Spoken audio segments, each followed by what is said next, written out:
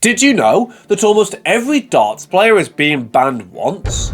Whether by accident or on purpose, it happens more often than you think. Kyle McKinnon, a former BDO World Championship quarter-finalist, received a 6.5-year ban for fixing 2 matches in the United the Darts series in late April and early May. McKinnon was initially suspended in August after the International Betting Integrity Association, IBIA, alerted the Darts Regulatory Authority, DRA, to suspicious betting in games in which he had played.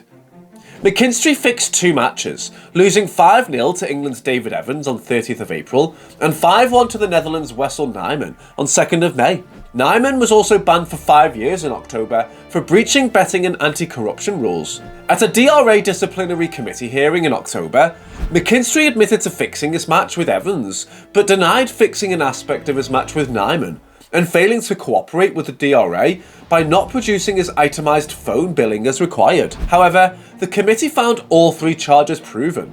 McKinnon's ban, backdated to his initial suspension date of 18th of August, will run until 17th of August 2028. The events in question, played online, were unconnected with the Professional Darts Corporation, PDC. The DRA chairman, Nigel Mora, commented on the case, saying that any player found guilty of match fixing at any level of the sport will be caught and face a lengthy ban. The suspension for failing to produce itemised phone billing is welcomed, as the requirement for cooperation from players is an essential part of any DRA investigation. Wes Nyman, similarly like Kyle McKinnon, a 20-year-old darts player who was recently banned for 5 years by the Darts Regulation Authority, DRA. The ban comes after the DRA was alerted to suspicious betting in April and May of last year, in which Nyman and Northern Ireland's Kyle McKinnon were involved. Nyman admitted to fixing his 4-0 defeat by David Evans in the Modus Icons of Darts series, and claimed that he had been put under some pressure to lose a match. As a result of his actions, Nyman's ban will be backdated to the initial suspension date on 18th of August 2021, and half of it will be suspended if he engages in player education and anti-corruption measures. The young player fully accepts the decision and takes full responsibility for his actions, stating that he hopes others will learn from his mistakes and protect the integrity of darts as a sport. The Professional Darts Players Association has condemned the actions of anyone who breaches betting integrity and anti-corruption rules, but it's pleased that Nyman's full admission and cooperation have been reflected in the ruling. It remains to be seen whether Kyle McKinnon, whose case is still ongoing, will face a similar punishment. The DRA and the PDPA remain vigilant in their efforts to ensure that the sport of darts is free from corruption and that players compete on a level playing field. Don't forget to hit the bullseye to subscribe to our channel so you never miss out on any of our amazing darts videos. Richie Burnett, one of the most promising players to come out of Wales in the 1990s. He won the BDO World Masters in 1994, beating Dennis Priestley in the final, and went on to win the BDO World Championship in 1995, defeating Raymond van Barneveld in a memorable final. Burnett was known for his flamboyant personality, his trademark hairstyle, and his deadly accuracy on the dartboard. However, Burnett's career took a downward turn in 2014 when he tested positive for benzoyl-aconine, a metabolite of cocaine, during an in-competition test at the Professional Darts Corporation (PDC) Grand Slam qualifier in Wigan. The test was conducted by UK Anti-Doping (UKAD), which is responsible for enforcing anti-doping rules in the UK. Burnett was immediately suspended from all sport, pending the outcome of the case. In May 2015, UKAD announced that Burnett had been banned from all sport for 18 months, starting from November 3rd, 2014. The ban meant that Burnett was unable to compete in any darts tournament or events during that period. He was also required to forfeit any prizes, medals, or points that he had earned during the period when he had taken the prohibited substance. Burnett appealed the ban, but his appeal was rejected and the ban remained in place. The ban was a significant blow to Burnett's career, as he was already in his early 40s and nearing the end of his playing days. Burnett had struggled with personal issues and had been open about his battles with addiction, but he had always maintained that he had never taken performance-enhancing drugs. In a statement released after the ban was announced, Burnett expressed his regret and apologised to his fans and fellow players. UKAD's Director of Legal, Graham Arthur, emphasised the principle of strict liability in the case, stating that athletes are solely responsible for any prohibited substance found in their system, regardless of the circumstances. Arthur also acknowledged that proving no significant fault can be challenging for athletes, but it is their responsibility to do so. Today, Richie Burnett is no longer an active professional darts player. However, his ban serves as a cautionary tale for other players, reminding them of the importance of adhering to anti-doping rules and the consequences of breaking them.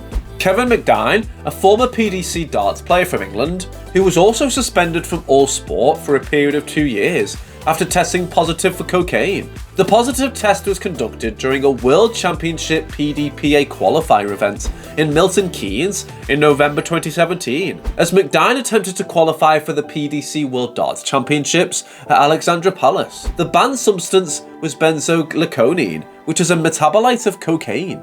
McDon's ban was imposed by the UK Anti-Doping Agency, which handles anti-doping matters in the UK, and was backdated to November 2017, the date when the sample was collected. As a result, the ban ended at midnight on November 26, 2019. During the period of this ban, McDon was not allowed to compete in any PDC or BDO affiliated events. This was not the first time McDon had run afoul of doping authorities. In 2011, he received a 6-month ban after testing positive for cannabis. McDon's career has been marked by ups and downs, but he achieved some notable successes during his time as a professional darts player. At the 2010 World Championships, McDon reached the last 16, where he was defeated by Gary Anderson. In the same year, he made it to the semi-finals of the Players' Championship Finals. His best performance in a TV major came in the 2007 Grand Slam of Darts, where he made it to the semi-finals before losing to Phil Taylor. McDon also reached the quarter-finals of the 2008 World Match Play, where he lost to Terry Jenkins.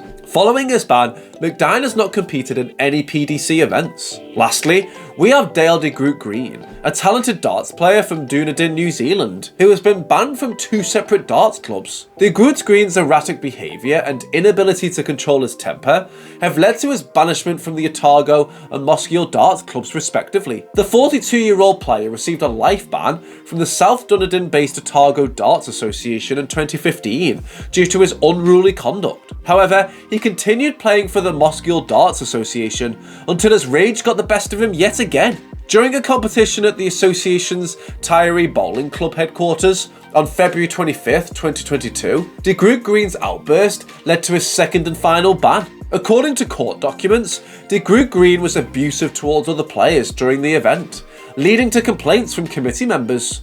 Mosgiel Darts Association President Bobby Ryder approached him and asked him to calm down, to which de Groot Green replied with a profanity-laced retort. He then pushed Bobby Ryder's father in the chest, which led to the police being called. During the hearing, defence counsel Brian Kilkelly argued that de Groot Green had acted in self-defence and that he regretted his actions. However, Judge David Robertson remained unconvinced and sceptical of de Groot Green's remorse. De Groot Green's assault charge resulted in a fine of $250 and $130 in court costs. The ban from Mosgiel Darts Association came at a heavy cost to de Groot Green, as he was banned from playing for life. Bobby Ryder stated that he had no other choice and had to protect the other members of the club, some of whom had threatened to leave because of de Groot Green's behaviour. De Groot Green's behaviour is not new to the darts community. Eddie Girdler, a former president of the Otago Darts Association, stated that de Groot Green had been banned from his club in 2015 after a serious altercation during a prize-giving ceremony. Despite being allowed back for open events, Girdler was unsurprised by de Groot Green's latest transgression.